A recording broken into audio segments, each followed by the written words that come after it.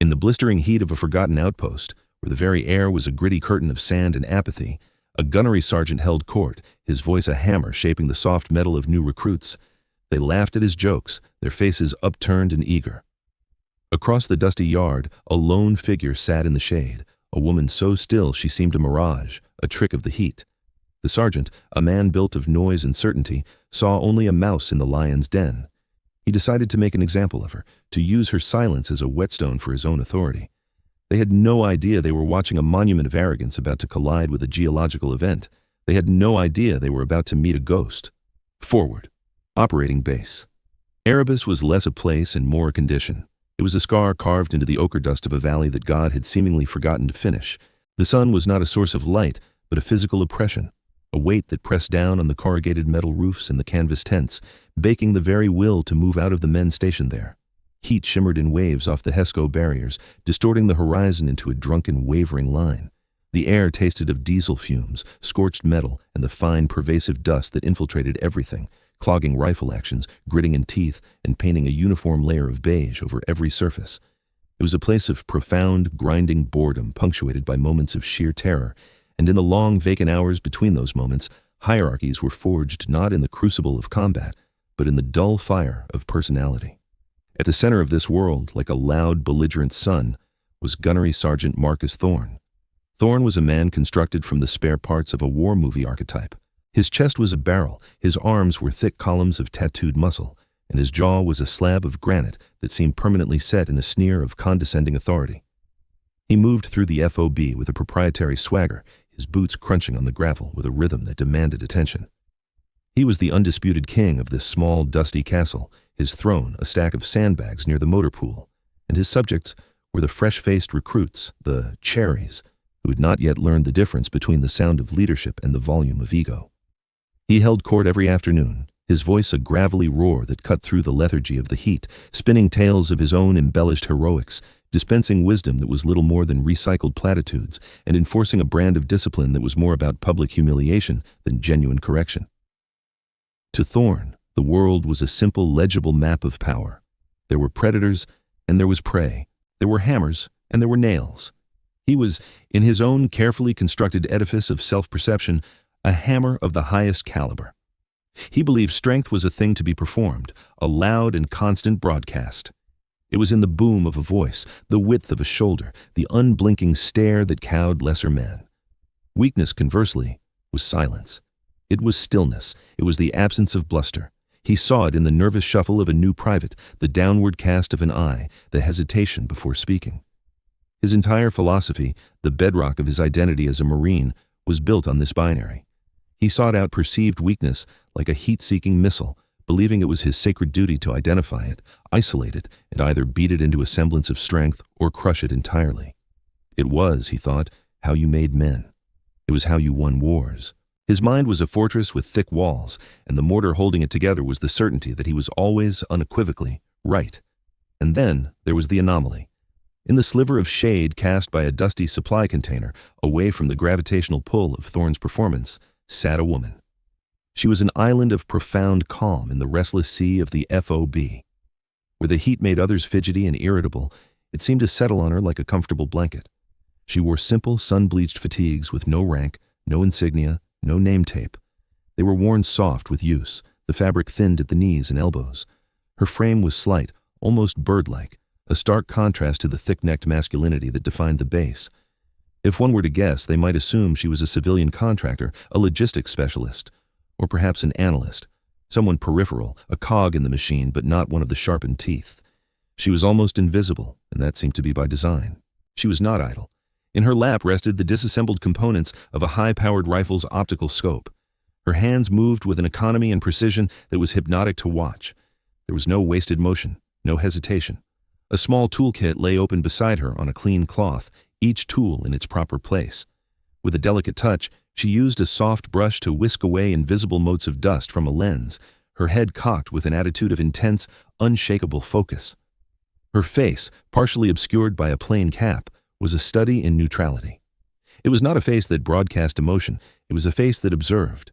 The only hint of a story was a thin, silvery scar that cut diagonally across her left eyebrow, a pale line that disappeared into her hairline.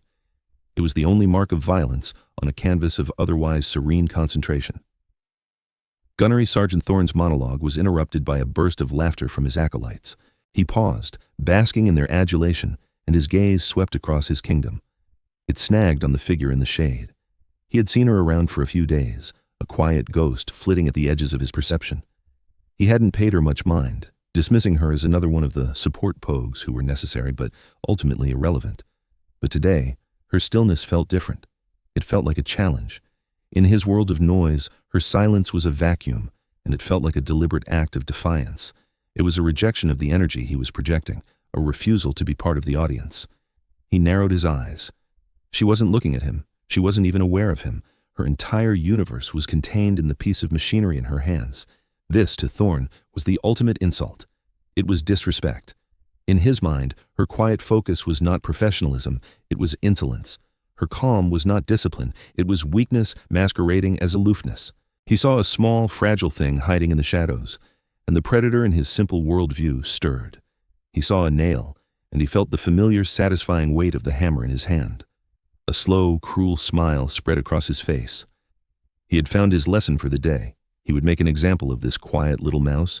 He would teach her, and everyone watching, what real strength looked like. He nudged his corporal, a young man named Harris, who served as his sycophantic echo. "Watch this," Thorne grumbled, his voice low and full of theatrical menace. The gunnery sergeant rose from his sandbag throne, the motion deliberately slow and imposing. He stretched his thick arms over his head, a gesture designed to display the powerful musculature of his back and shoulders for the benefit of his audience. The recruits fell silent, their eyes tracking him with the rapt attention of students before a master. They sensed a performance was about to begin. Thorne began his approach, his boots crunching a slow, deliberate rhythm on the gravel. He did not walk directly toward her, but circled like a shark sizing up its prey, forcing her to remain the center of attention for his assembled chorus. The sun beat down, and the only sounds were the hum of a distant generator and the steady, ominous crunch of Thorne's boots. He came to a stop a few feet from her, positioning himself so that his large frame blocked out her patch of shade, plunging her into the full, oppressive glare of the afternoon sun. She did not flinch. She did not look up. Her hands continued their meticulous work on the scope, her fingers moving with the unhurried grace of a surgeon. For a full 10 seconds, Thorne just stood there, a mountain of simmering indignation, waiting to be acknowledged. The silence stretched, becoming taut and heavy. To the recruits, it was a moment of excruciating tension. To the woman, it was simply silence. Finally, Thorne broke it, his voice a condescending drawl. "Lost, little bird?" She paused her work, but still did not look up. She placed a tiny screw on the cloth with the precision of a jeweler. After a moment, she responded, her own voice quiet, flat, and utterly devoid of emotion. It was the auditory equivalent of a calm lake. "No, gunnery sergeant." The use of his rank without the accompanying visual deference infuriated him. His ego, a brittle shell beneath the layers of muscle, felt a hairline crack. He had expected fear, or at least nervous compliance. This was nothing. It was like speaking to a rock. He leaned in, lowering his voice into a mock confidential tone that was loud enough for everyone to hear. "See, this area here," he said, gesturing vaguely at the motor pool and the grim-faced Marines. "This is for the trigger pullers, the pointy end of the spear, not for librarians to be playing with their toys." He punctuated the insult with a chuckle, and his echo, Corporal Harris, dutifully snickered behind him. She finally looked up. Her eyes were a pale, washed-out gray, the color of a winter sky, and they held his gaze without a flicker of intimidation. They were unnervingly still, analytical. It felt less like being seen and more like being scanned. "This toy," she said, her tone still perfectly level, "is a Schmidt & Bender 5 to 25 times 56 PM2. It needs to be recalibrated for parallax and zeroed for a new ammunition lot. It is not a toy." Crack. The technical precision of her statement, delivered with such dispassionate authority, threw him off balance. He had expected a stammered apology, not a damn vocabulary lesson. He recovered quickly, falling back on his most reliable tool, volume. "Oh, a real expert, are we? I don't care if it's a goddamn magical space laser. What I care about is why some civilian techie is sitting in my area, acting like she owns the place." He took a step closer, invading her personal space, his shadow engulfing her completely. "You people from logistics, you think you run the show. You sit back here in the safety of the wire while real Marines are out there, doing the hard work. You don't know the first thing about the tools we use." She simply blinked, a slow, deliberate motion. Her calm was a mirror, reflecting his own escalating anger back at him, magnifying it. It was the most infuriating thing he had ever encountered. He was a force of nature, a rockslide of a man, and she was simply absorbing it, unmoved. He felt his control slipping, the carefully maintained mask of the cool, hard-as-nails gunnery sergeant beginning to melt in the heat of his own frustration. He needed to reassert his dominance, to force a reaction, to make her break. He reached down, his thick fingers moving to poke at the rifle stock lying next to her. "You probably couldn't even hit the broadside of that Connex from 50 meters with this thing." "Don't touch the rifle," she said. The words were not loud. They were not a threat. They were a simple, flat statement of fact, delivered with the same emotionless tone she might use to say, "The sky is blue." But in that quiet command, there was an authority that was absolute. For the first time, a flicker of doubt, cold and unwelcome, entered Thorne's mind. But he was in too deep. His audience was watching. His reputation was on the line. To back down now would be to admit defeat. He let out a bark of laughter, loud and forced. "Or what, sweetheart? You gonna file a report?" He jabbed a finger toward the distant ridgeline, a shimmering brown line nearly 1,000 meters away. A glint of sun on discarded metal, an old fuel drum, provided a tiny, almost invisible target. "You think you're such an expert? You and your fancy scope? Put your money where your mouth is. You make that shot cold bore, one round right now, and I'll leave you alone. You miss." He leaned in, his voice dropping to a gravelly whisper. "And you and your little science project get the hell out of my motor pool, permanently." He had thrown down the gauntlet. It was an impossible challenge. A cold bore shot, the very first shot from a clean, cold barrel, was notoriously unpredictable. Hitting a man-sized target at that range was difficult for a master sniper. Hitting a fuel drum was a feat of legend. He knew she would refuse. Her refusal would be her humiliation, his victory. He stood back, crossing his arms over his massive chest, a smug, triumphant grin plastered on his face. The stage was set. The audience was waiting. The woman's gaze drifted from his face to the distant, shimmering target on the ridge. She was quiet for a long moment, her gray eyes calculating wind, distance, and mirage with an unnerving, almost inhuman focus. The recruits held their breath. Thorne's grin widened. This was it. The moment she would stammer an excuse and scurry away. Instead, she began to move. Her movements were a study in fluid economy. There was no wasted energy, no theatrical flourish. It was the pure, unadorned ritual of a master craftsman. She picked up the chassis of the rifle, her hands seeming to know its every contour by memory. With a series of precise clicks and smooth slides, she reassembled the weapon system. The bolt slid home with the sound of a key fitting a perfectly machined lock. She attached the newly cleaned scope to the Picatinny rail, her fingers tightening the mounts with a torque wrench from her kit, not by feel, but to a precise, pre-calculated specification. Each action was deliberate, serene, and performed with a speed that was deeply unsettling. Thorne's smile faltered slightly. This was not the fumbling of a librarian. This was something else. She retrieved a single round from a small pouch. It was not standard issue. The casing was a strange, dull black, the bullet a long, wicked-looking piece of machined metal. She chambered the round with a gentle final click. She did not use a bipod or a sandbag. Instead, she settled onto the gravel, tucking into a sitting firing position that was so compact and stable she seemed to have been carved from the very earth beneath her. She raised the rifle, the stock nestling into her shoulder as if it were a part of her own anatomy. The entire process, from a box of parts to a ready weapon, had taken less than 90 seconds.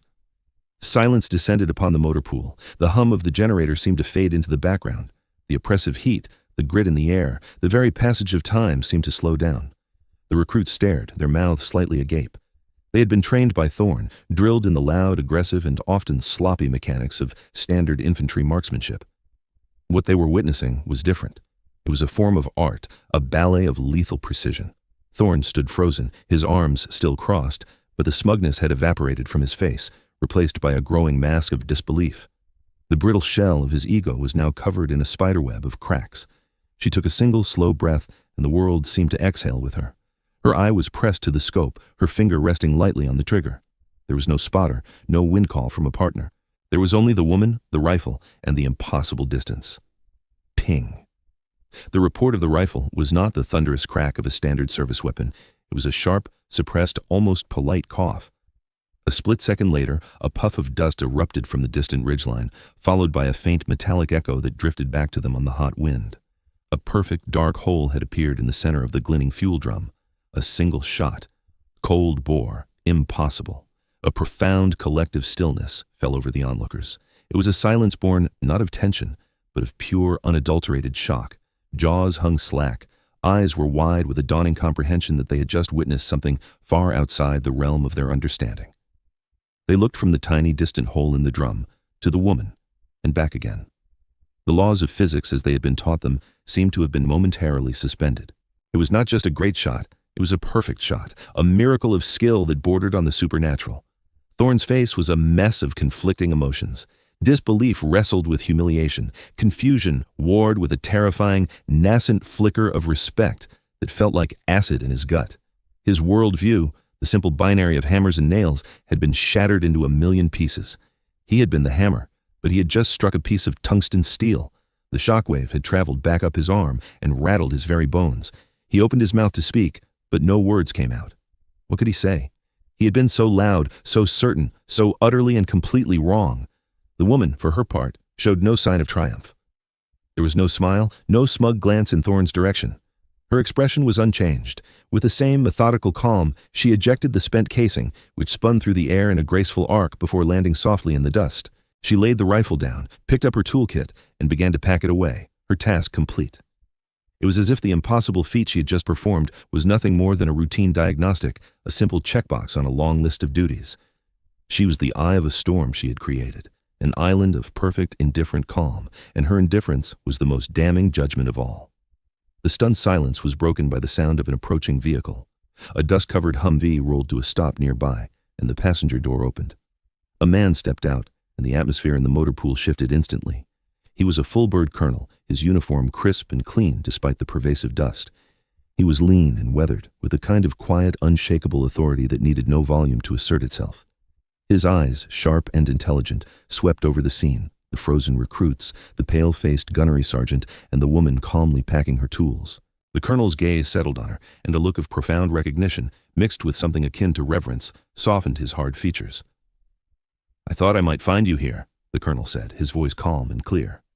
He ignored Thorne and the others completely, his attention focused solely on the woman. He walked toward her, his boots making a soft crunching sound that was a stark contrast to Thorne's earlier aggressive stomping. Thorne, jolted out of his stupor by the presence of a superior officer, snapped to a rigid position of attention. "Colonel!" he barked, his voice strained. "Sir, we were just conducting some unscheduled marksmanship training." The colonel did not even glance at him. He stopped a few feet from the woman, who had now finished packing her kit and stood up, brushing the dust from her fatigues. "They told me you were back," the colonel said, his voice low. "I didn't believe them." The woman simply nodded, her gray eyes meeting his. "The reports were premature, sir." The colonel finally turned his head, his gaze falling upon Thorne like a physical weight. The temperature seemed to drop by 20 degrees. His voice was no longer soft, it was now a blade of ice. "Gunnery Sergeant Thorne, what precisely did you think you were doing?" "Sir, this civilian, she was in a restricted area," Thorne stammered, his bravado utterly gone, replaced by the desperate scramble of a man trying to climb out of a hole he had just dug for himself. The colonel let out a short, sharp, humorless laugh. "Civilian?" He looked from Thorne's blanched face to the woman. "Gunnery Sergeant, your ignorance is exceeded only by your arrogance, and I assure you, your arrogance is monumental."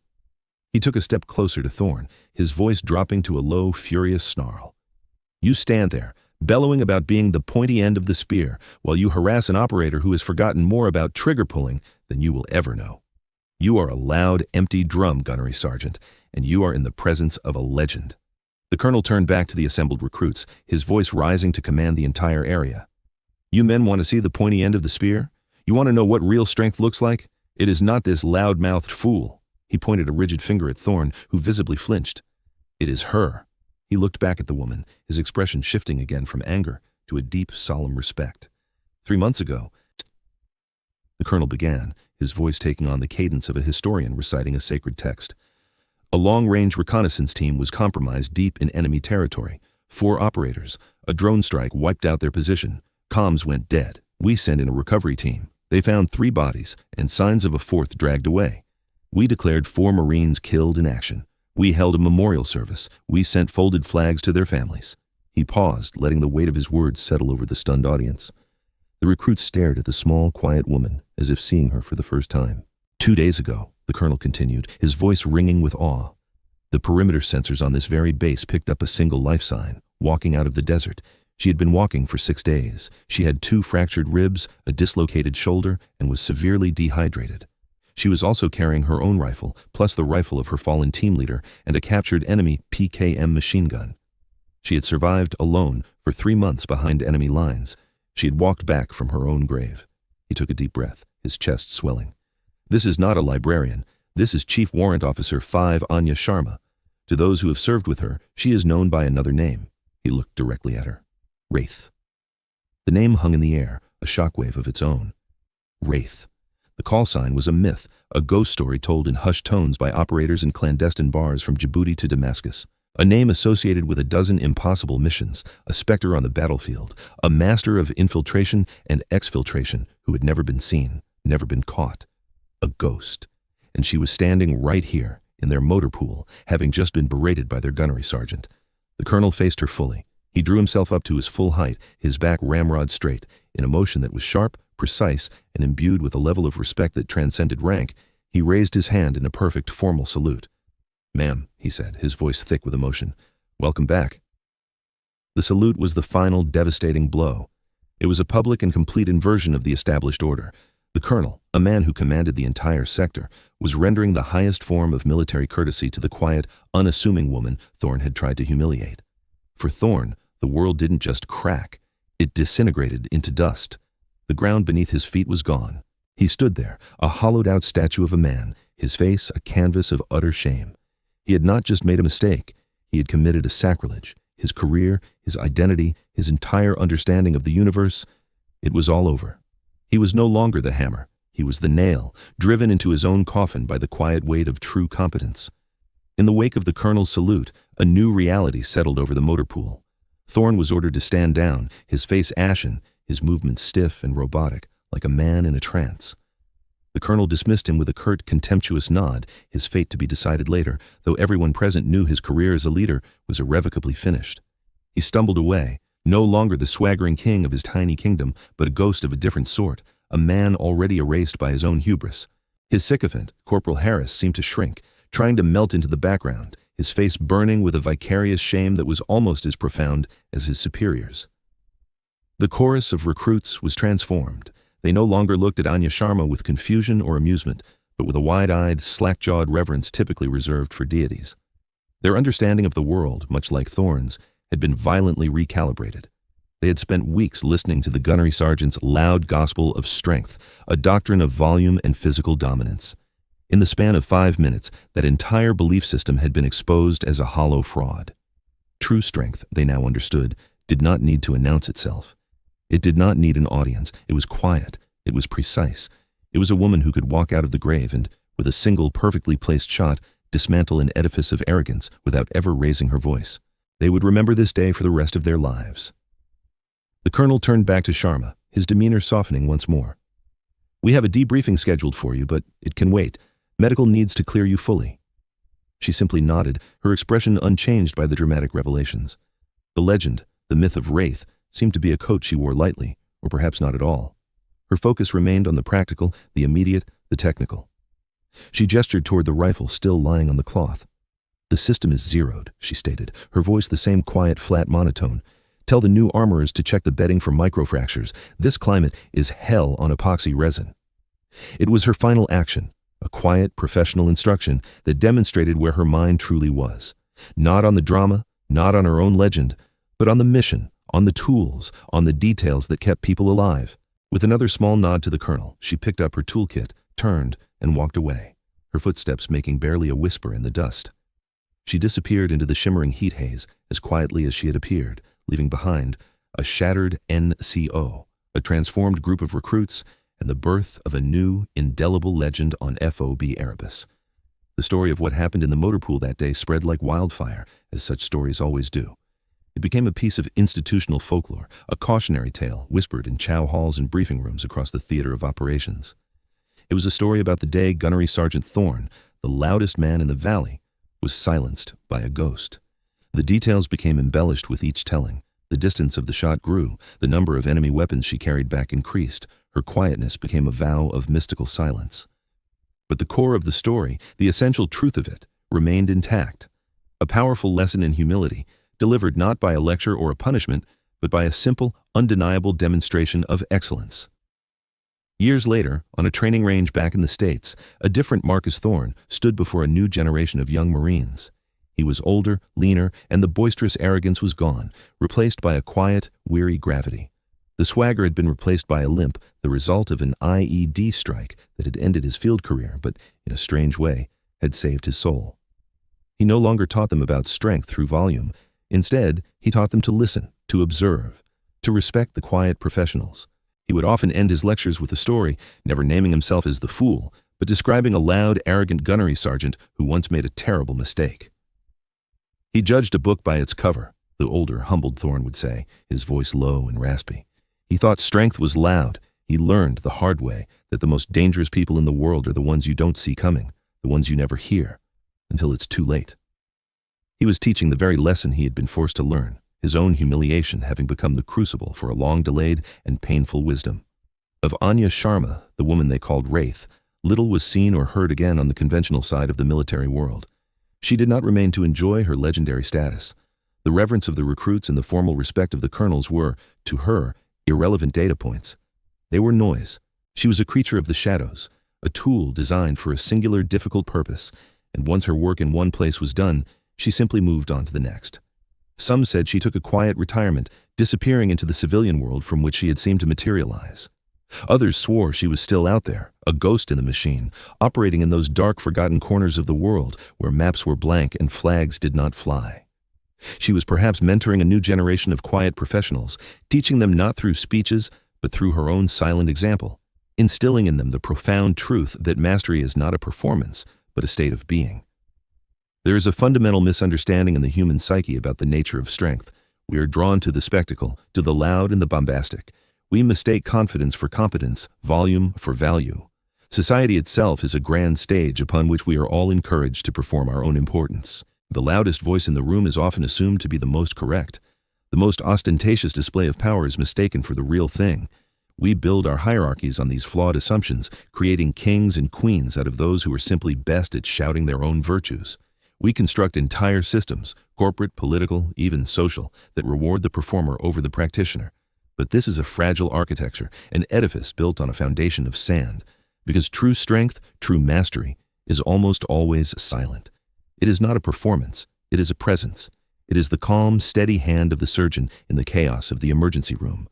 It is the quiet focus of the engineer solving a problem that could save millions of lives. It is the unshakable resolve of a leader who absorbs fear and radiates calm. It is the woman who can walk out of the desert from the very edge of death and demonstrate a level of skill so profound